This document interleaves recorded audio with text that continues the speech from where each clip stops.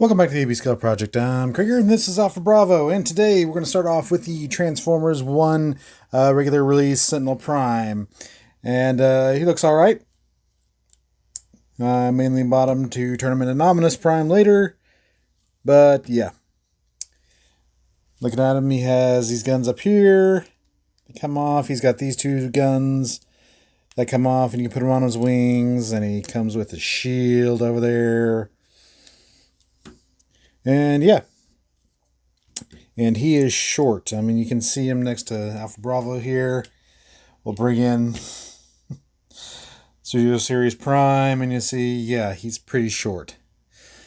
And I did wind up watching the movie, and this is about the size the Cogless should be. He should probably be about this size.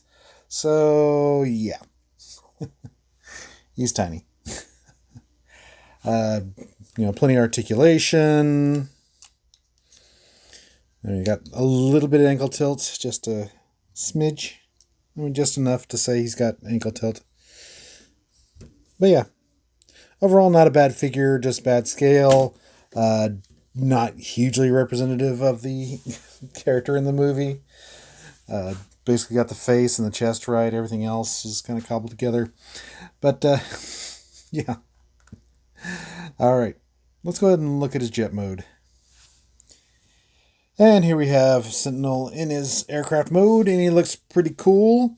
All the guns can be left on while you transform. The only thing you have to move is the shield, so that's pretty nice. He looks pretty neat with his reverse swept wings. Packs away pretty decently underneath. No wheels to speak of, no landing gear, just kind of sits there. But yeah. Not a whole lot to say about it. You can fold in the wings if you want to. If you want a more compact mode, that's about it. We'll bring in the Studio Series 86 Prime just so you can see how much bigger it is. You fold those up and you pretty much can see Prime over the top of them. So yeah. Yeah, not much really to say about it. I mean, you can move these because they're on a peg, but yeah. Not very exciting, but still a nice looking jet mode. Alright, let's go ahead and do our final discussion. So, is this our Sentinel Prime? Not in any continuity. This is just for the Transformers 1. And even then, I think this was probably an early concept Sentinel that they made the toy off of. They're supposed to be coming out with a new Studio Series 1. We'll see how that one turns out. But overall, I'm just going to probably turn him into Nominus Prime and call it good. I would wish that he would be Voyager, so I might wait until we get the first looks of the Voyager version. But otherwise, yeah. It's good for what it is. Alright, let's go on to the next one. And finally for today, we have the Studio Series Optimus Prime, and which is at least a better scale than the Sentinel is. I mean, you bring in the Sentinel and you can see, yeah, that's tiny. But still not quite as tall as we like our leaders. See there. But at least he's a little taller than your average deluxe. I mean, has all the posability you want. Pretty cool. Even a little bit of butterfly joint there. All the movement there. Got a knee joint. He's got extreme ankle tilt. But yeah. Comes with his pipes. Comes with the little front gun things that you kind of got to stuff in there and kind of hope they stay there. They don't. There's like no real positive latch there. You just kind of hang them there and shut it up and hope they don't fall out. And his X, of course, is blue instead of orange, but yeah. But still, it doesn't look bad. It looks pretty close to what we saw on the screen with the battle mask, and he's got the Matrix in there. That's pretty cool. You know, I didn't check to see if that was the same Matrix we've been getting since Siege, but overall, not too bad. Just a little short. That's about it. That's about my whole complaint about the Transformers 1 line. So, yeah. We'll bring the Studio Series 86 back in here just so you can see the differences and what they added in, the homages there. I will say, at least with the Bumblebee movie Prime, when they did that for a movie Prime, it had G1 elements, had IW elements. This one like a brand new thing with hints of Prime. I do applaud them for at least trying something new. We'll say that. But anyway, let's look at the truck mode.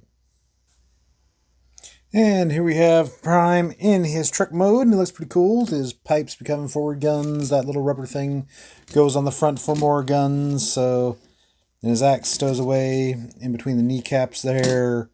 Yeah, which you kind of want that there, because otherwise that's just a lot of gaping space if you don't have that axe there.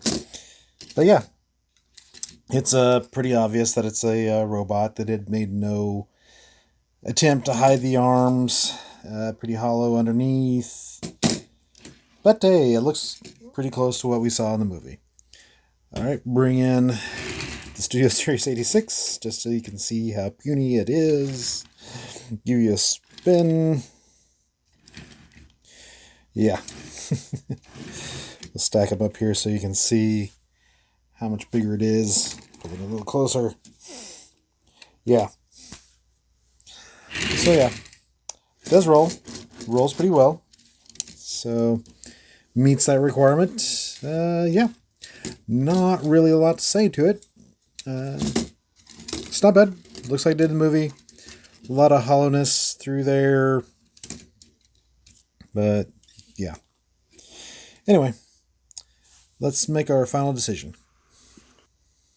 So is this our new IDW G1 Prime?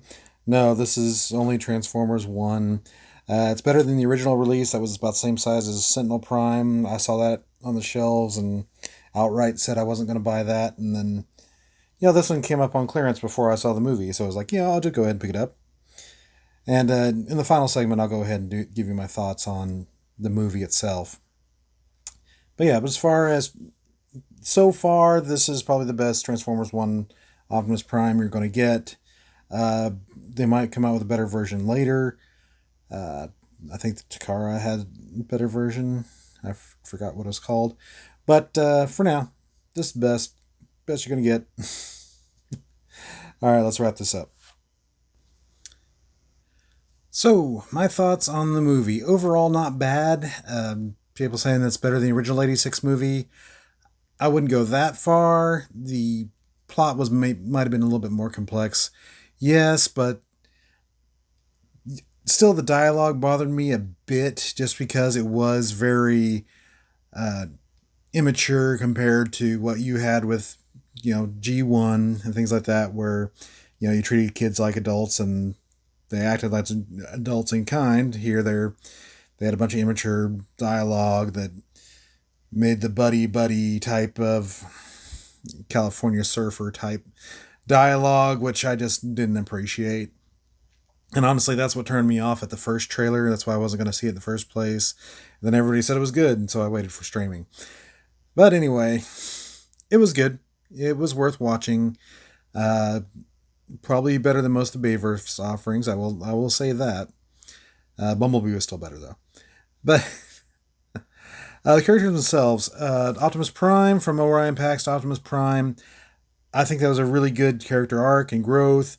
Chris Hemsworth did a great job of going from the immature voice to the more mature voice later. I did like that. The rest of them, the Megatron, everybody else was pretty good. The only really character I had to complain about is Alita 1. They pretty much made her insufferable. I mean, she really didn't add anything to the movie. In fact, I think she took it away. I mean, the only thing she was there for was for the pep talk in one scene, and literally anybody else could have done that pep talk. She added absolutely nothing to the movie. So, and plus, with Scarlett Johansson's voice, all I'm thinking is Scarlett Johansson. It's hard to see Alita 1 when I'm just thinking about Scarlett Johansson. But anyway, overall, not bad. The plot you can see a mile away just because, Sentinel Prime always betrays. But if you were, Transformers normie, I'm sure you loved it. but so far I just liked it. And that's really all I have to say about it. Alright, so thanks for joining us today on the AB Scale Project. Please like, share, subscribe, leave a comment, ring that bell, and I'll see y'all later.